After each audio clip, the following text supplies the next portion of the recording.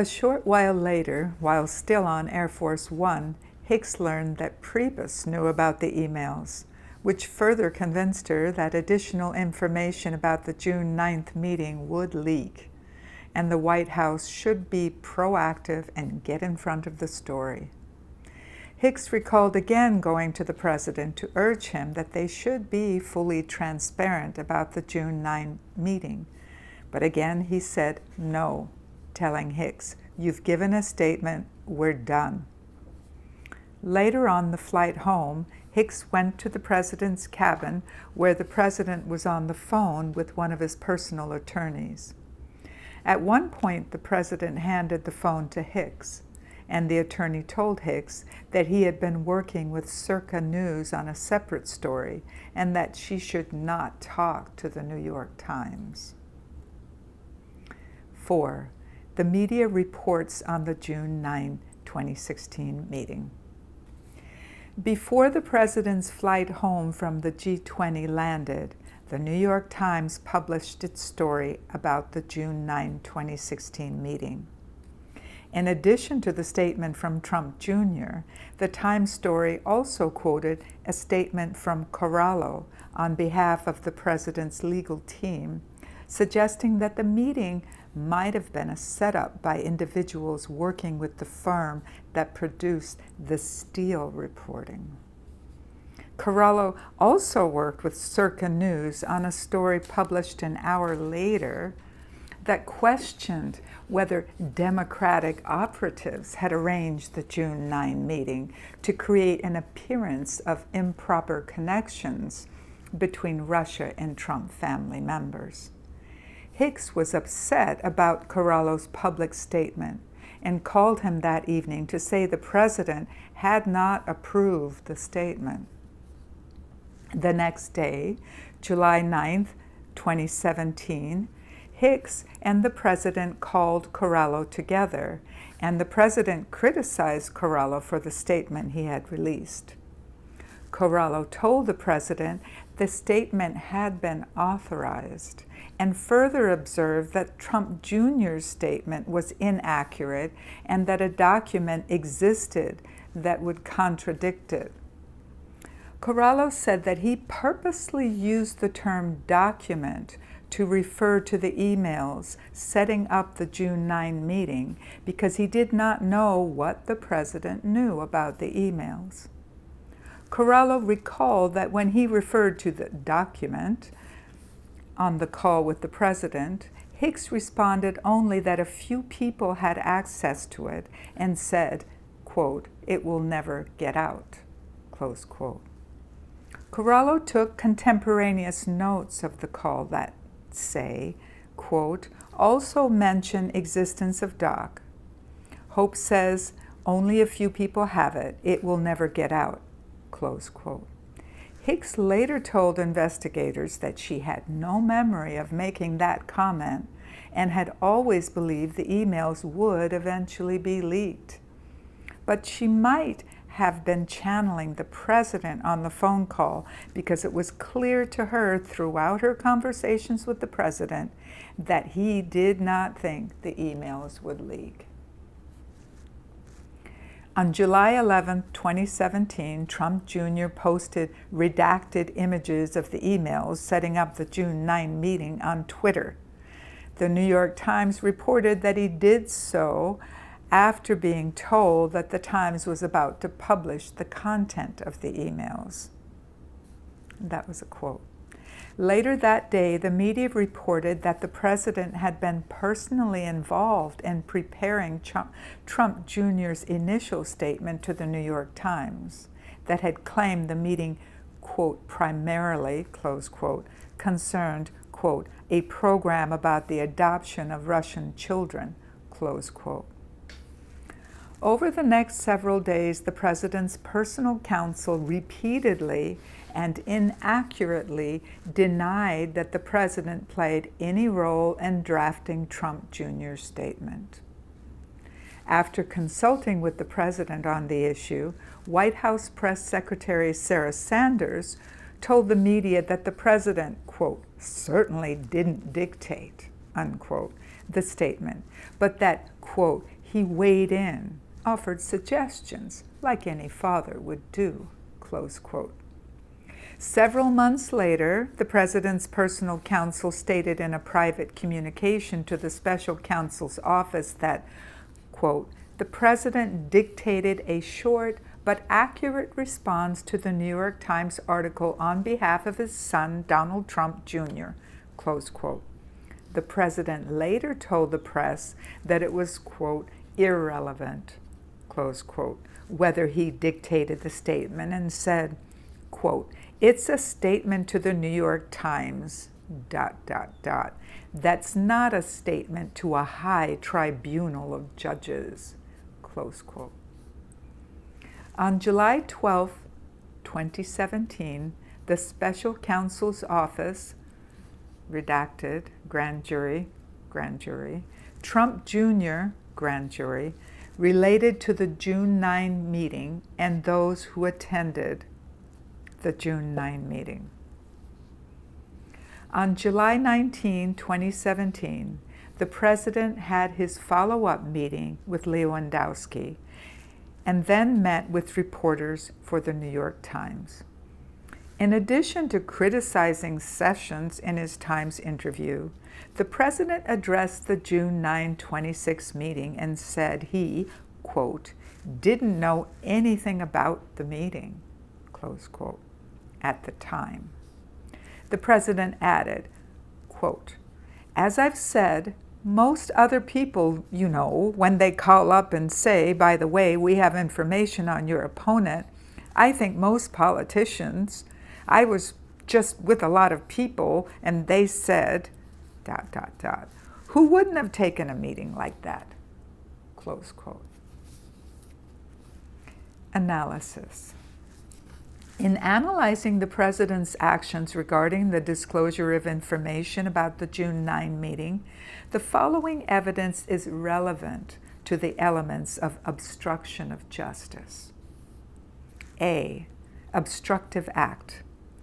On at least 3 occasions between June 29, 2017 and July 9, 2017, the president directed Hicks and others not to publicly disclose information about the June 9, 2016 meeting between senior campaign officials and a Russian attorney.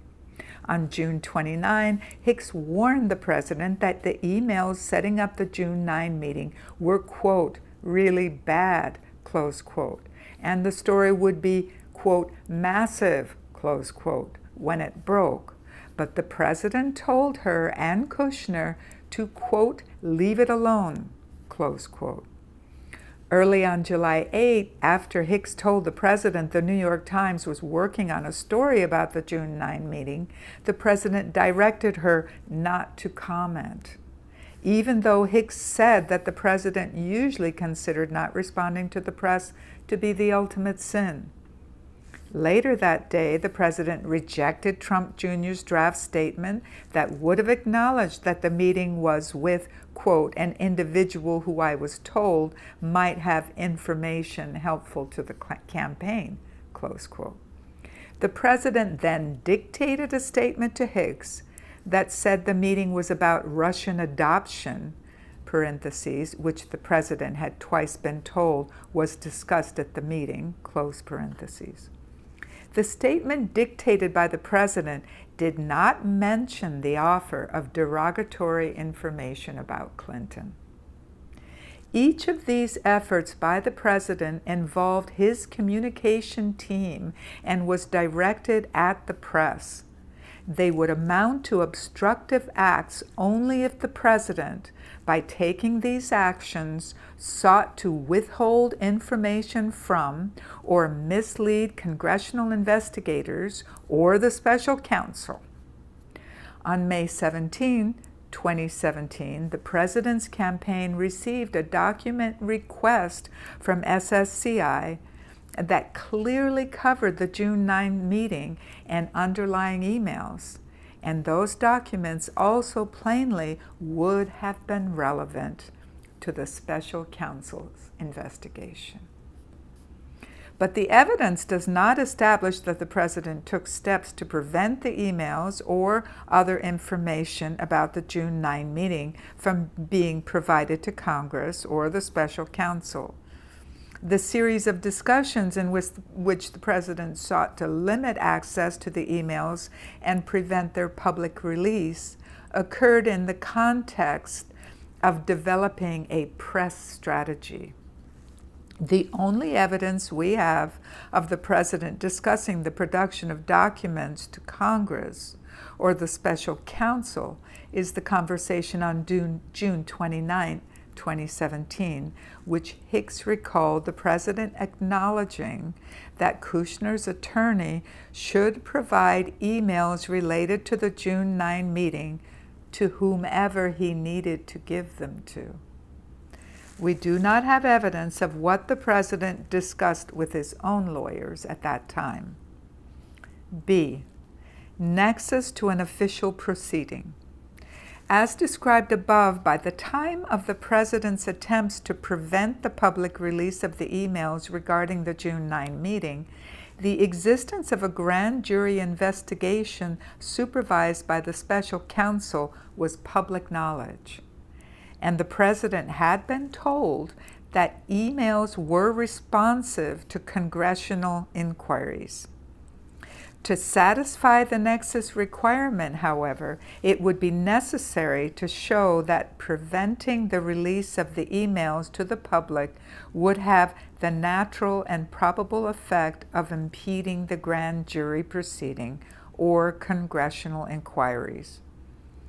As noted above, the evidence does not establish that the president sought to prevent disclosure of the emails in those official proceedings. C. Intent. The evidence establishes the president's substantial involvement in the communications strategy related to information about his campaign's connection to Russia and his desire to minimize public disclosures about those connections.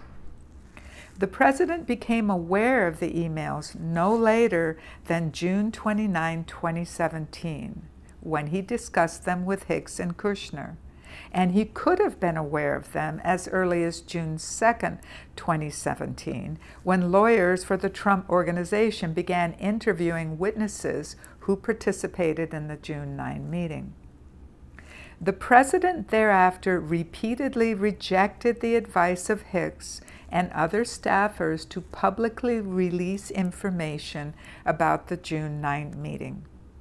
The president expressed concern that multiple people had access to the emails and instructed Hicks that only one lawyer should deal with the matter.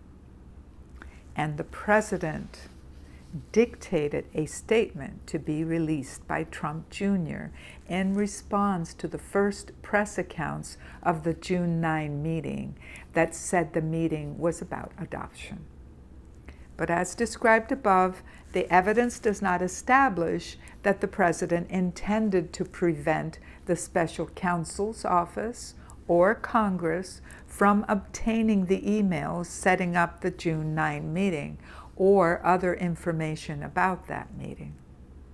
The statement recorded by Corallo that the emails, quote, will never get out, end quote, can be explained as reflecting a belief that the emails would not be made public if the president's press strategy were followed, even if the emails were provided to Congress and the special counsel.